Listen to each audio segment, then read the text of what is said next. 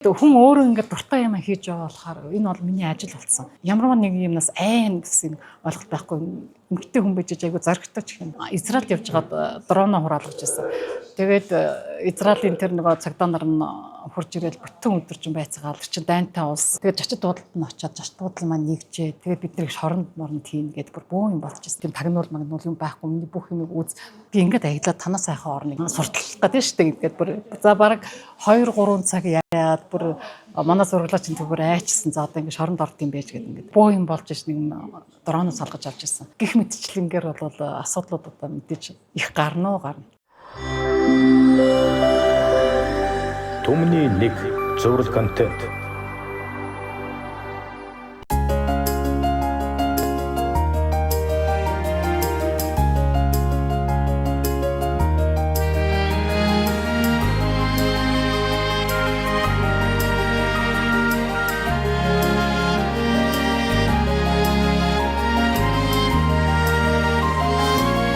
За одоо өнөөдөр ингээд аяллаа эхэлж байна.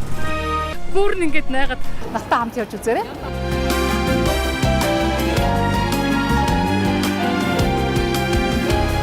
Миний Айсан Менгэн хот. Үнэхээр гайхалтай хот байна. Натаа зүг байгаараа. Миний Айсан Менгэн хот.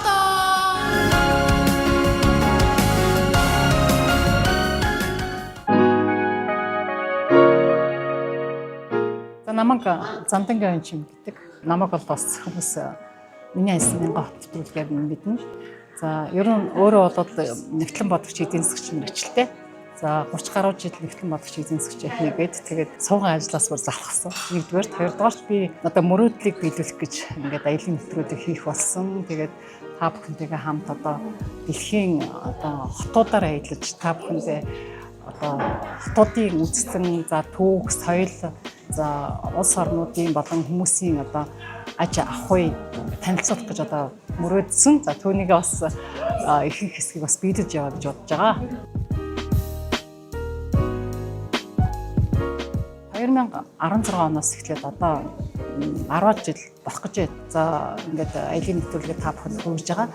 За дундаа бас амьдрах ёстой учраас одоо 2 жил дээр нас коронавигийн солоод нэг 2 жил хагас завсралцсан байгаа. Энэ нэвтрүүлгийг хийхдээ би хүмүүст одоо аялын хөтөч болох, сэтгүүлч болох хүслээ бол одоо биелүүлээд эхэлсэн гэж хэлж байна. Ягаад гэвэл хүн мэдээж энэ хороод амьдрахтаа өөрийнхөө хүслийг биелүүлж, өөрийнхөө хүслээр амьдрна гэдэг бол мэдээж маш их одоо миний хувьд бол маш их одоо сайхан зүйл байгаа. За тэгээд энэ товчхон хэлбэр иймэрхүү байна. Төөрнө гэсэн ойлголт бол мэдээж байхгүй. Яг гэвэл би эхнээс нь явахаас өмнө хагас жилийн өмнө одоо бүх юм судлаад, үзээд, уншаад, хаагур явах уу гэдэг бүх юм тодорхойлцсон байдаг. Намайг одоо ингээд нэг айгуу гоо жаргаад явж байгаа гэж боддог байх. Гэтэл яг үнэндээ бол би ингээд нэг хотод очиод 4-5 хоног, зарим үед 3 хоног. Яг гэвэл одоо үүсгэнээс шалтгаалаад зарим жижиг хотод бол үүсгэн багтаа. Тэгэнгүүт 3 хоног багтаа чинь тэгээд одоо үүсгэн гэдэг нь одоо байгалийн үйлчлэлийн газар, хүмүүс сонирхол та байх газрууд за түүнээс гадна түүхийн дурсгалт газар улс хот болгоны онцлог тохируулсан газар одоо очиж үзэх гээд бүх юм төлөвлөсөн байдаг гэж хэлж байна. За тийм ч учраас төөрнөс ойлголт байхгүй гэсэн. Ер нь хүмүүстэй харьцах шаардлага байдгүй. Хятадууд бол ер нь их хвчлэн одоо англи хэл мэдгүй яг хятадаар ярихаар юу хэлж байгааг нь бас ойлгохгүй байдаг. За хятадуудтай бол ойлголцсон. Японд явж байхад бас японочууд бас өөрийнхөө хэлээр их ярих дуртай. Одоо үндэсрэг үзэлтэй ч байдаг юм уу? Японочууд англи хэлгүй байж байхгүй. За мөн Унгарт явж байхад унгарчууд бас зөвхөн одоо унгараар ярьдаг. Одоо энэ тэнд одоо тэр байтугай одоо жуулчдын явдаг газруудаар энд ийм газар байна гэдэг танилцуулах нь хүртэл унгар хэл дээр ярьдаг. Австрид явж байхад германаар ярьдаг. Англиар бас ярихгүй. Гэх мэтчлэн ийм асуудал гардаг. Гэхдээ бол би миний хувьд бол хүндрэл ерөөсөө байдгүй гэж хэлж байна. За маш сайхан асуулт асуулаа. За энэ бол мэдээж маш олон байдаг. Аялал жуулчлалыг хөгжүүлсэн улс орнуудаар явхад бол маш их одоо сэтгэл гонцгор байдаг. Яг гэвэл манай Монгол улсад бол одоо жишээлбэл бол айгүй гоё байгалийн үзэсгэлэнт газрууд суурин соёлтой биш. Монголчууд маань одоо нүүдлийн соёлтой болохоор ядаж байгалийн үзэсгэлэнт газруудаараа явхад бол ингээд зам харгүй муу. Тэгээд дээрэс нь одоо явж байхад бол ямар ч тийм одоо ийшээ явж байхад ийм газар хэдэн метрийн газар ийм газар байгаа шүү гэдэг одоо ийм замын тэмдгүүд тайлбарууд бас ерөөсөй байдгүй. Ийм над шиг ингээд өөр бичээ өөрөөд аялж байгаа хүнд бол айгүй хэцүү. За одоо ч бол яг хоо дээр үеиг бодвол одоо GPS энэ төр бүх юм хүмүүс өөрөө одоо утсан дээрээ ч гэсэн интернеттэй байхад болж шүү дээ. За дээр үед бол хэцүү байсан. Африкт явж явах тэр нэг айгүй гоё хүүхдийн цэцэрлэг шиг музей шиг юм шиг хогны үлдэрээр орж исэн. За тэрийг хараад би одоо тэр хогны үлдэр бол ерөөсөө хогийг одоо маш сайн босруулдаг. За түүнээс гадна Австри улсад 16 төрлөөр хогоо ингээд ялгадаг. За тэрнийг ингээд тэр үлдэртээ аваачаад ямар ч утаа гарахгүй цагаан уур гардаг. За тэгээд тэр үлдэр боловсруулсан тэр одоо хогоо шатаасныхаа дараагаар түүгээрээ цахилгаан бий болгодог, тэгээд дулаан бий болгодог. За тэр хавьд амьдарч байгаа улсууд нь одоо оюутнууд ч гэдэг юм тэр хавьд амьдраад маш хямд дулаан цахилгаан хэрэглэдэг. Энэ тэр надад бол маш их гоё санагдаж ирсэн. Дубайд явж байхдаа бол Дубайд маш гоё аялж явж үзсэн. За маш их одоо байгалийн нөөцтэй одоо нефт их мөртлөө нефтийнхаа 5% одоо ашиглаж байгаа одоо хооч ирээдүйтэй хадгалсан гэсэн. Тэгснээ аялал жуулчлалаа маш сайн хөгжүүлээд тэр цөлийг одоо маш гоё ингэж хүмүүсийн үздэг газруудыг бий болгоод одоо тэр Бурж Халиф гэдэг юм уу те. Ер нь ингээд очиход өөрсдөө тэр цөл дээр одоо маш их гоё аялал жуулчлалын одоо газруудыг бий болгосон. Хятад ч гэсэн одоо тэр маш их сүм хөдөөдөд дээр үеийн одоо тэр нөгөө хориотой хот ч гэдэг юм уу тэр энтриг одоо маш их хүмүүс үзүүлдэг шүү дээ. За тэр шиг бид нар одоо би ингээд Монголд явж байхад дээр үеийн туурнууд байдаг шүү дээ. Одоо сүм хийгийн туурнууд маш их байдаг. Тэднийг бол яг тэр үед ийм байсан юм аа. Одоо хар хотод ч юм ийм байсан юм аа гэд ингээд би болох юм бол Монголыг одоо Чингис хааны нэрээр ч юм уу тийм хүмүүс ирж үзэхэд бол одоо адгийн наацхан жорлонтой хүмүүс ороод ингээд үзээд явхад гойнууд ингээд чих байсалчих юмтай байлгах юм бол бид нар бас зөвхөн одоо газар авахад ч юм уу те уулуурхаагаас мөнгө олохгүй аялал жуулчлалыг хөгжүүлэх боломжтой юм байна гэдээ бас их бодож явдаг. Тэгэж Европоор явж байхад бол маш гоё тийм цэцгнүүд маш их тарьсан байдаг. Цэцэрлэг төрөлийн дотор битүү цэцгнүүд байдаг. Сарнаа цэцгийн үнэр ч гэх юм те. Алтан цул цэцгийн үнэр бол надад маш их гоё санагддаг. Жишээлх юм бол Нидерландд явж байхад бол битүү цэцгэн дотор явдаг шүү дээ. Далаатай хотууд бол далаа үнэр мэдээж гоё. Далаа эргээр явах маш гоё. Америк нэгдсэн улсад явж байхад хажуугаар өнгөрж байгаа хүмүүсээс хар тамхины үнэр хан хийдэг. Тэр бол одоо маш хурц үнэр, бүр айгүй хурц үнэр хажуугаар өнгөрөхөд ингээд бөөлцөцдөг. За хитрхи эрхчлөөтэй орон байх хэсний бодлоо миний хувьд бол дими юм байна гэж боддог. Одоо удамжаар нь ч хүн тавтаа халахж болохгүй ингээл хартан хүнжтэй хажуугаар өнгөрж байгаа хүмүүсийг тавгуутуулж шүү дээ. Тэгэхээр үнэр бол маш одоо хот болгонд өөр байдаг шүү. Зүүн өмнөд Азийн ядуу буруу орнуудаар би нэлээд явсан. За тэр ядуу буруу орнуудаар явж байхад бол тэр улсуудын хүмүүс одоо олон сая хүн яаж амьдралын төлөө зүтгэж өдөрт $1 олох гэж яаж зовж байгааг хараад за бас дээрэс нь одоо бохор нөхцөлд амьдарч байгааг нь хараад за манай монголчууд ч бас яг хуу орсуудыг хэдийгээр муу хэлдэг ч гэсэн орсуудын буйн бид нар ч бас их ахын солиотой болсон шүү дээ. Монголдоо гэр одоо хаач явж ирсэн бид нар цэвэрхэн газар цэвэрхэн хоол идэж чинь цэвэрхэн газар унтчих. Ер нь тэгээд энэ тэнд явж байхад би монгол хүмүүстэйгээ ч гэсэн маш их ярилцж байсан. Олон жил амьдарсан гадаад амьдарч байгаа хүмүүстэй ингээд уулзаад явж байхад бол нутгаа их санах юм аа, Монголыгаа их санах юм аа гэж их ярьдаг. Би ч бас нэг олон орноор явж нэлийн газар үзэж явсан. Зарим газар ингээд очиж явж хахад энд ч амьдарчмаар шүмх үе бас бодогддог байсан. Гэтэл хүмүүс бас ярьдаг шүү дээ. Өвшөрсөн хойно Монголд очив. Ингээд тэрэн шиг гэж хэлхэн цаашаа. Тэгтэл бол би бол одоо хаана амьдрах вэ гэж асуух юм бол би одоогийн байдлаар бол би Монголд амьдрна гэж хэлнэ. Энэ бол мэдээж маш том асуудал. Миний түрүү хэлсэнчлэн ирж байгаа жуулчдад маш их сайн үйлчлэгээ үзүүлэх ёстой. За энэ тэнд явж байхад бол аялал жуулчдад зориулсан одоо аялын бүтээгдэхүүнүүд ярьдаг да. Хаан чатсан одоо үнийн харьцаа одоо үзүүлж байгаа үйлчлэгээний харьцаа бол маш чухал гэдэг. За манай Монголд бол одоо ингээд гадны жуулчд ирэхээр л одоо маш сайн их мөнгө олно гэдэг ч юм уу нэг удирдлын чанартай болооч тэгдэг гэж магадгүй л та. Ингээд юмныхаа үнийг маш их нэмждэг мөртлөө үйлчлэгээ бол маш муу байгаа. Би бол энийг одоо өөрийнхөө хоёр нүдээр үзэж байгаа учраас би ингэж ярьж байна. Зөвхөн нэг юм гэрт оруулчаад одоо тэгээд жорлон байхгүй модон жорлонтой байж маш их өндөр үн хилдэг. За дээрэс нь яг зарим орнуудыг бол манай Монголд хоол бол арай дээр л дээ. Гэхдээ бас хоол энэ төрөө бас арай л нас нэг өөр төвшөнд болох шаардлагатай гэж үздэг. Одоо аялал жуулчлал үйл ажиллагаа эрхэлж байгаа хүмүүстэй маш их дэмжиж одоо дэд бүтцийн асуудлыг шийдэх хамгийн үзэсгэлэнтэй газруудаар явах гэхээр дандаа шорон замтай байдаг. За дээрэс нь одоо ингээд замын тэмдэглэгээ бол ерөөсөй байдгүй. Тэрийг бол одоо сайн хийж өгч явах хэрэгтэй. Тэгээд зочид буудлын үйлчлэгийн дотор бас зарим цэврийн хувьд бол бас тааламжгүй. Хамтран ажиллагч Сэнгүүн Construction хязгаарлагдмал хариуцлагатай компани чанарыг сонгож ирээдүйг өнгөлөе.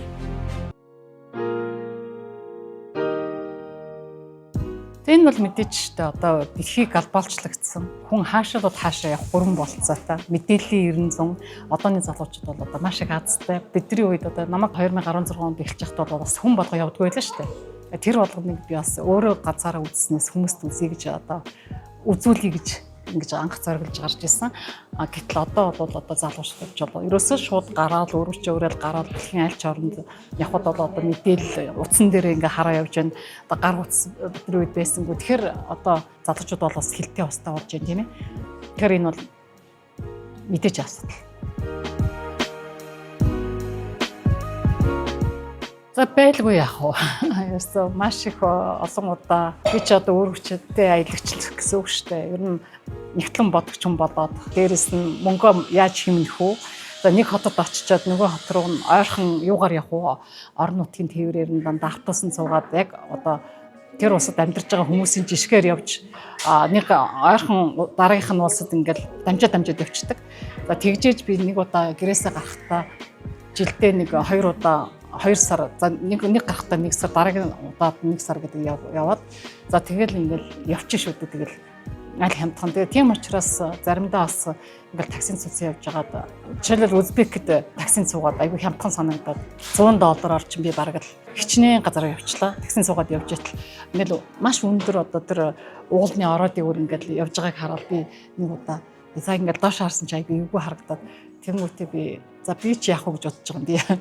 Тэнгүүд зурглаач би тэр ийшээ ингээд унчлаа гэж бодоход зурглаач юм маань ар гэр яах вэ гэж хүн айгүй муухай яг цагаад болохоор зэрэг өөрийгөө бодохгүй сүүлд нь би ирээд хүүхдүүдтэй ярьжсэн чи та ямар муухай юм тэгээд би ч яах вэ гэдэг нь юу гэж байгаа юм тэгжсэн. Хүн өөрөө ингээд дуртай юм хийж яваа болохоор энэ бол миний ажил болсон.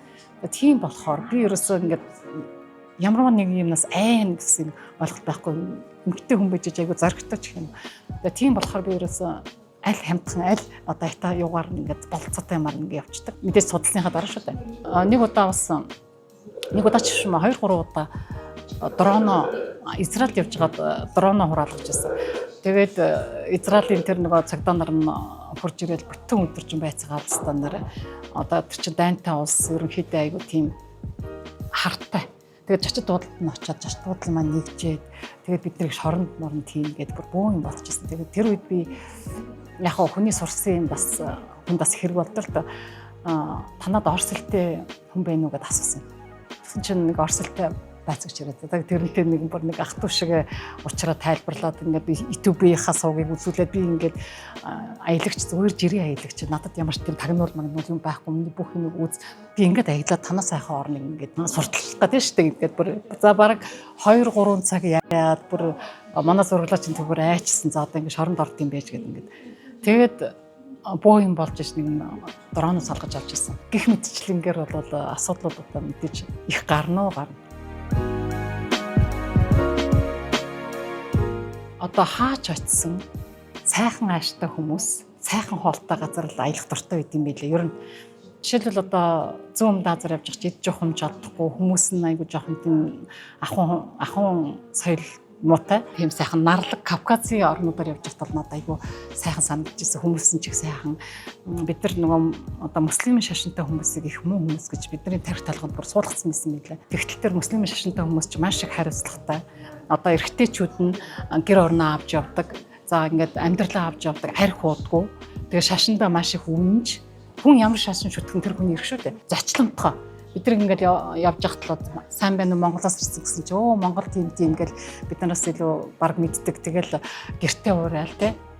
Тийм болохоор надад одоо Төв Азийн орнуудад яагаад ч юм явж байхдаа энд амьдарчвал бас их гоё амьдарч болох юм байна. За бас Казахстанд бас амьдрал их гоё юм байна гэж бодож исэн. Казахстанд бол шашнаар бол ялгалдаг юм байна. Бүр тийм хуулиараа бүх төрлийн шашныг шүтгэхэд хин нэгэн хүнийг шашнаар ялгуулсан байх юм бол шорон шуудаг. Одоо тэнд амьдарч байгаа хүмүүс бол ямар ч шашинтай ямар ч одоо хүмүүс байсан бүгдээрээ хэв найрамдалтай амьдардаг тийм хуультай. Казахстаны тэр Алматы хотод явж байгаад их ногоон хот. Гэхдээ яг ингээд тоогоо шиг ингээд уулнуудын өндөр уулнуудын дунд ингээд ясан жоохон дундаа халуун. Тэгвэл тэнд амьдарч байгаа казак иргэдтэй одоо монголоор яриад монголоос очсон казакуудтай яж захтаа за бас энд амьдарчвал их аятайхан гоё юм байна да ч гэд бас нэг бодогдож ирсэн. Астана хотод очиод маш их хөгжиж байгаа юм байна да гэд бас бодож ирсэн. За Европын орнуудаас бол би тэр Альпийн нурууны одоо үзэсгэлэнтэй байгальтай яг Италийн тэр Альпийн нурууны хэсгээр амьдрал бас их гоё санагдаж байсан. Би ер нь өөрөө Оросдод их хэлэхтэй л дээ. Оростой их нэг дор ажиллаж байсан. Тэгээд Оросын тосгодуудаар явж байхдаа бас яасан ч хэцүү амьдрт юм дээ гэж бодогдох үе байсан. Харин би Санкт Петербургт очиод энд ирээд амьдарчвал ямар гоё яа ингээ өдөр болгон музей үзээл өдөр болгон гадаа гарч цэцэрлэг төрөлнүүдээр яваал гэд бас бодогдож ирсэн шүү. Одоо та бүхний мэдж байгаачлан аялах маш их дуртай. Өөрөө ингээд бүтэн сар яваад хажууд байгаа хүмүүс ядардаг байхгүй би ядарддаг.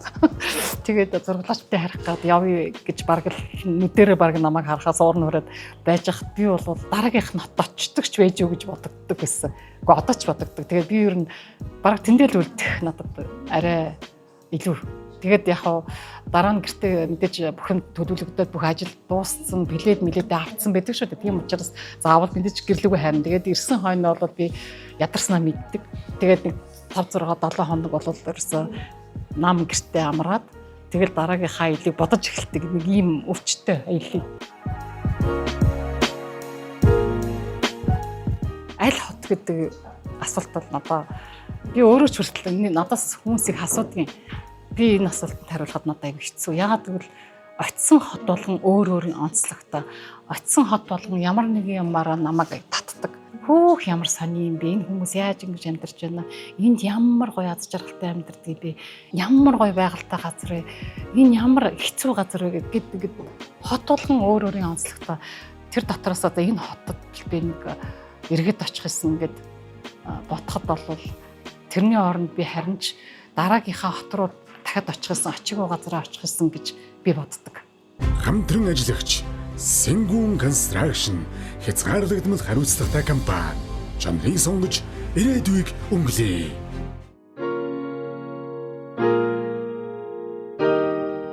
Энэ дээр бол би өөрийгөө голдог дандаа. Яагаад гэвэл би хэдийгээр хичээдэг ч гэсэн хүн аливаа юмыг хийх гэдэг хичээх юм бол үр дүнд хүрдэг гэдгийг бас өөрөөр мэдэрч байгаа. Түүнийхээ хүчинд ч би бас нэлийн хэдэн үзэгчтэй одоо монголчууд бол бүгд ба их намайг мэддэг. Тэгтээ би өөрийгөө голдог гэдэг нь би чинь нэгтлэн бодогч хүн 30 жил нэгтлэн хийсэн. Нөгөө 20 наснаас эхлээд 50 нас хүртэл тийм ажил хийсэн хүн чинь миний толгой ингээд нэг мэдрэмж аваад ингээд ажиллахад бас айгүй унтаа гэх юм уу. Тэгээд би одоо нөгөө нэгтлэн бодогч хүнийхээ юугаар явсан гэсэн үг. Одоо ингээд уншаад маш их судалсан. Тэгээд тэрийг хүнд ингээд гаргаж хэлэхдээ би ингээд яг ингээд мэдрэмжийн хэмжээндээ одоо хэлж дотроо мэдээд байгаа мөртлөө гаргахтай аягүй хэцүү байхгүй. Яг тэгвэл би нэг хуулийн дагуу юм хийсээр багт ингээд толгой бүр ингээд эхлээд бол ингээд намхан зогсчод баг бодож исэн юм а хэлж чадахгүй мартчихдаг гэсэн. Тэгэл дахиж бодоод дахиж яагаад. Тэгээ одоо бол би яг арай хүн ингээд нэг юм давтаад хийгээд хахаар үр дүнд хүрж байгаа. Гэхдээ би өөрийгөө дандаа голоод би ингээд ийм гоё юм үзчихэд би энийг энэ талаас нь үзүүлэх байсан шүү дээ. Би энийг ингэж үзүүлэх байсан шүү дээ. Гэл дандаа дараа нь ирснийхаа дараа монтаж хийж явахдаа би өөрийгөө ч одоо тэгээд ийм өчнөө цаг зав мөнгө төгрөг сэтгэл зүрхээ гаргах чид ийм энийг сайн хэлээд өгчихгүй. Энийг ингэж чихгүй гэж би өөрийгөө дандаа голдог. Гэвч хүмүүс одоо ингээд таалдахтаа таастаар бид нэр ингээд тэнд нь очиод ирсэн юм шиг айгу гоё ингэж нэвтрүүлгээ хийдэг шүү дээ гэж хэлэхээр нь би бас өөртөө баярлдаг. Тэгэхээр хүн аливаа юм хийхдээ сэтгэлээсээ хийх юм бол одоо хүнд хүрдэг гэдгийг бас тэгж л боддог юм.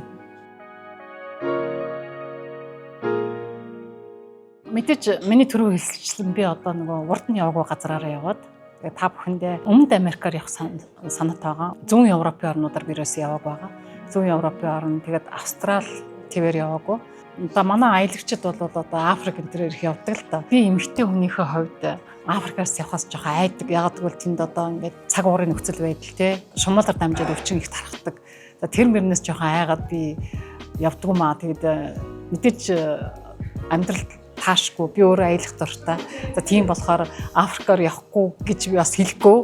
Гэхдээ би энэ эрүүл мэнд одоо хүрээд би одоо 1000 хотоор аялах хүслээ биелүүлж чадах юм бол би мэдээж явна шүү дээ. Тийм үстэй. 1000 хот гэдэг бол мэдээж миний мөрөөдлийн тоо. Гэхдээ би ямар ч бас 1000 хот хүргэдэг юм аа гэхэд та бүхэндээ одоо өөрийнхөө үзээгүй явж үзээгүй газараар яваа та бүхэндээ заавал хүргэнэ. Миний нэг танилэгч байсан.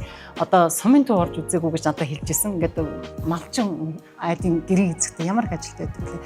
Тэгээд тэр хүмүүсийн гэрт хүргээд тэр хүмүүсийн одоо хойморт хүргээд ингээд явж чадахгүй хүмүүст одоо ингээд өөрийнхөө үтсэн сайн сайхан юмнуудыг хүргэж байгаадаа би маш их баяртай байдаг. Тэгээд та бүхэн надтай хамт байгаарай гэж би хэлэх туфта. Та бүхэндээ нэвтрүүлгийн маань үзэж надтай зүг байдагт маш их баярлалаа шүү гэж хэлье.